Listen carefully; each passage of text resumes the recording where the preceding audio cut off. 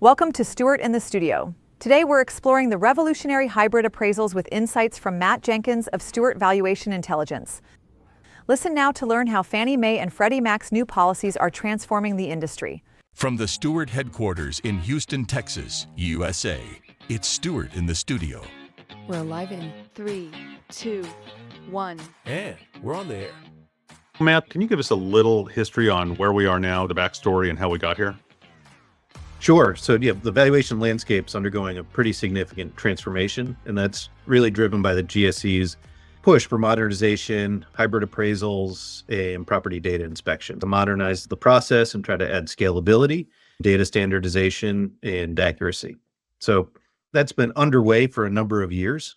And what I can say there is that we've already seen a big shift post the property data inspections a couple of years ago for the inspection-based waivers. And those are working great. The data is very strong. And after that, come March 22nd on 2025, Fannie Mae expanded their hybrid appraisal policy to really affect the industry and drive scalability. That is what I see as the primary goal. It's game-changing in my opinion. And Freddie Mac is expanding their policy on April 7th. So the timing is good. To me, it sets a new standard for efficiency and accuracy. The property data inspection is a very rich inspection, and it awards the appraiser a very thorough inspection and a good view of the property. So all things in play, the push towards appraisal modernization and hybrid appraisals is in motion.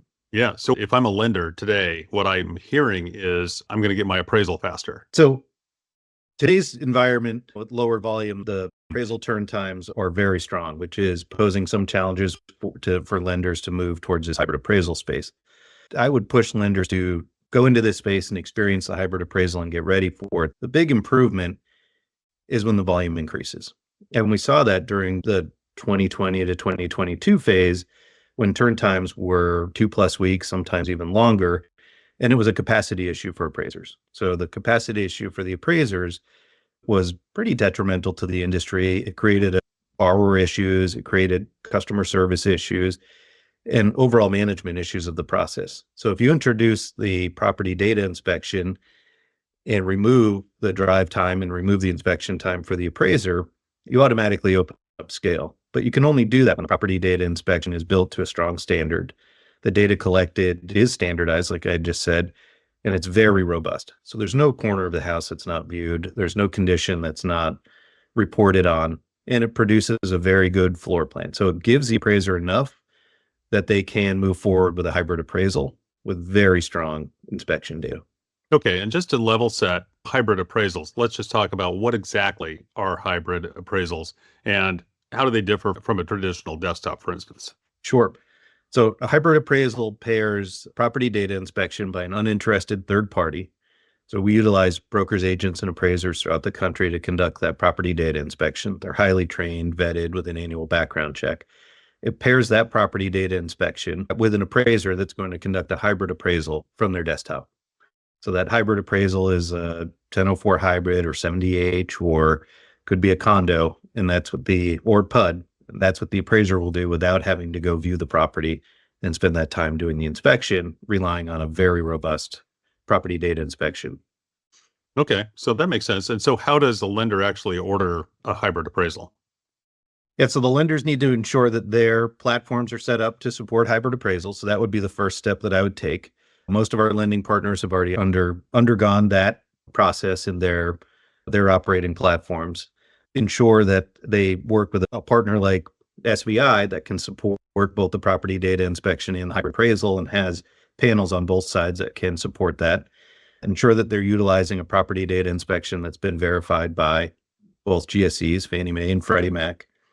And then undertake the process with the approvals from the GSEs, the approval that you can move forward with a hybrid appraisal. Okay. Once you can move forward with a hybrid appraisal, so execute that order, that will produce both the property data inspection, subsequently submitted over to the appraiser to complete the hybrid appraisal, and everything will flow back through the proper systems with the proper quality and feedback systems. Well, it sounds fairly easy, really. It doesn't sound like it's overly complex. SVI, I know, is a verified provider of property data inspections and hybrids. Is it the same everywhere, or is there a difference with Stewart Valuation that lenders might not see with others? We're pretty proud of our process for what we call Validity Pro, which is our data inspection application to support inspection-based waivers and hybrid appraisals.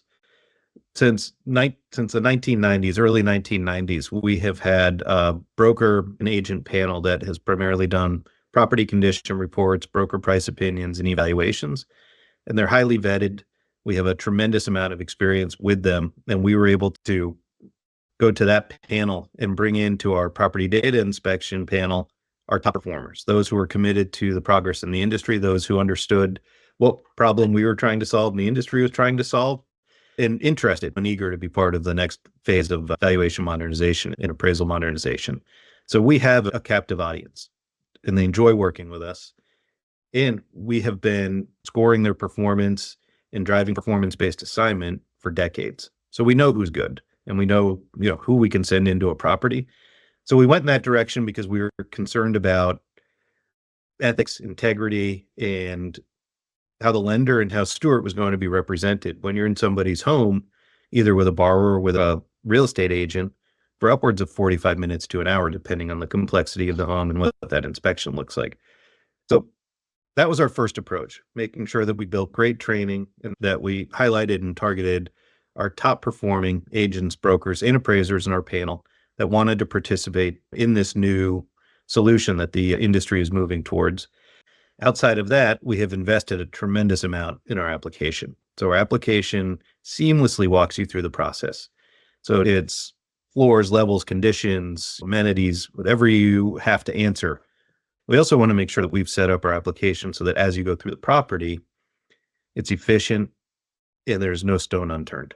So that's what the application does. It's very easy to follow. While it's a robust inspection and it can take time and there are a tremendous amount of questions and answers and photographic evidence you need to produce, it's not hard to follow. So that was a key step. Yeah. Outside of that, getting the agents and everybody off the ground was not tremendously difficult for us. I think a big differentiator is using people who are real estate professionals, who understand the problem that's trying to be solved, who are committed to moving the industry forward, and who can represent with a high degree of ethics and integrity. Pair that with an app that has been built to the Uniform Property Data Standard, has been verified by both Fannie Mae and Freddie Mac, and has been in existence for a number of years now with a great deal of experience. Build on top of that are our tools for photo vision, our AI tools to help limit errors and omissions in the inspection process and highlight things that may be hard for the naked eye to see. Then we've completed a really thorough investigation or data inspection of the property. The appraiser should be comfortable with that. There's nothing that they would see that this inspection can't see. And that is very important. And we also want them to know that we've sent a professional to the property. We've opted not to use gig workers. We've opted to use real estate professionals who have been with us for a long time, who test to an annual background check, who go through our training. And we do track how often they go back to our continuous training.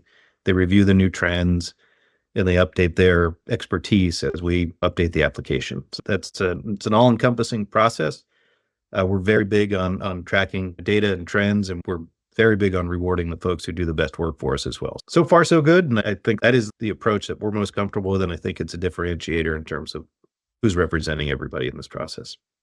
I'm sure that some are looking at how they can scale, especially if interest rates drop and we get busy all of a sudden. Everybody wants to be scale ready, but scale ready with quality is different than just sending gig workers out to the house.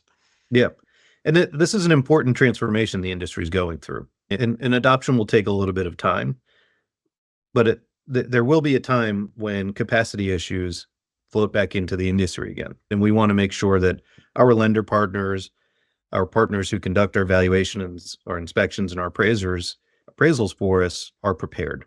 And it's like I said, it's an important transformation. It's a very data-rich inspection. The hybrid appraisal is a very robust appraisal, and they both follow a standard that has to be met. So we want to make sure we're prepared, but we also want to make sure that we're part of the solution. So by coming out with the highest performing folks who are doing both the appraisal and the inspection, driving integrity into the industry by using real estate professionals who understand what is a mortgage, why is appraisal modernization and valuation modernization important, understanding the trigger points that are going to make it really necessary and ensuring that they're part of the solution as we get prepared for it. That, I think, is what sets us apart. Not only that, but we have a very deep team of experts. We have a lot of staff appraisers on our team who work in the operation. We have our head of valuation modernization and strategy is a former chief appraiser, maintains his appraisal license, and drives the improvement of this product and the design of this product. We have a tech team and business analyst team devoted specifically to our property data inspection and devoted specifically to ensuring that our hybrid appraisal process is as it should be. It's aligned and effective. So we put a lot of effort and we put a lot of expertise into it, but we have a lot of expertise. So it's easy to rely on us to do that. And we celebrate that. We take advantage of it as we should. But I think that's also an important feature that you need to look for when you're evaluating who you're going to move forward with as things change in the industry. For sure. Yeah, you guys definitely have a deep bench, no question. I get to talk to all your folks on a pretty regular basis, and I learn something new every single time. So what should lenders do if their current provider can't deliver these reports or uses third parties to deliver, or goes through some of their channels? What's kind of the answer there? So I think the answer there is, one, understand what else is out there in the market. Certainly talk to Stewart Valuation Intelligence about our solutions. We love talking about it. One, we like progress. We like to be progressive. We like to impact the change that is happening within the industry. And our core tenet is to be part of the solution, right? And as the industry changes, we want to be out ahead of it and bring people along as we can, and also partner with those folks who are going to push us and teach us something new. So we have something to learn from everybody we work with. And I think the lenders are the same way. So evaluate your options in the market. I would push for making sure it's somebody who owns their own technology, which we do. We don't outsource to a third party to complete the application. We utilize a panel that we've partnered with for ages, decades, that relies on us and we rely on them. And it's a very mutually beneficial relationship. And they're committed as well to making sure that this process goes smoothly and that the change in the industry is impactful. So I would make sure you're looking to a partner that owns the technology, to a partner that built their own operational platform as well. So there's a lot of change, and as a lot of change happens, there are a lot of updates that you need to make to your workflow. And owning that technology gives you, one, more efficiency, but a lot more expertise. So we've been working with our workflow platform. We built it. It's our own proprietary platform. We know the levers that need to change. We have a team committed to driving efficiency. We have teams that are very focused on innovation. And we have teams that help automate the process. And as we further automate the process, we drive more time for our experts to spend designing the next step, making sure that we're taking advantage of all of the great data and technology out there. And when your team's working on harder problems and spending their time solving bigger issues, I find they tend to be happier. Driving automation towards that and celebrating our experts. So we have people who are very committed to customers, performance. One of our values is low friction. And you can really be low friction when you own the process and when you own the technology. And there's a lot you can do when you do that. And that's what I would look to as if I was a lender. I'd want to make sure that I'm using somebody who, one, owns the product and can complete the product on their own designed application. There will be changes to the data inspections. There will be changes to the hybrid workflow. There will be changes to appraisal forms, moving to the new URAR. So having somebody that can be on the forefront of all those changes and isn't reliant on anybody outside of their company to do, I think, is a critical step. The last thing, Matt, is I know that you're in regular conversation with the GSEs over this program and the data and things. And I think that's one thing where Stewart has a seat at the table, and it's been really good to be at the forefront of the development of this solution to let lenders scale when the time is critical, so we don't go back to waiting 2.5 weeks like we used to. So we'll put some information around the program in the show notes here below. And Matt, just thanks again for coming back to Stewart in the Studio. It was great talking with you, and we look forward to the success of the whole program here.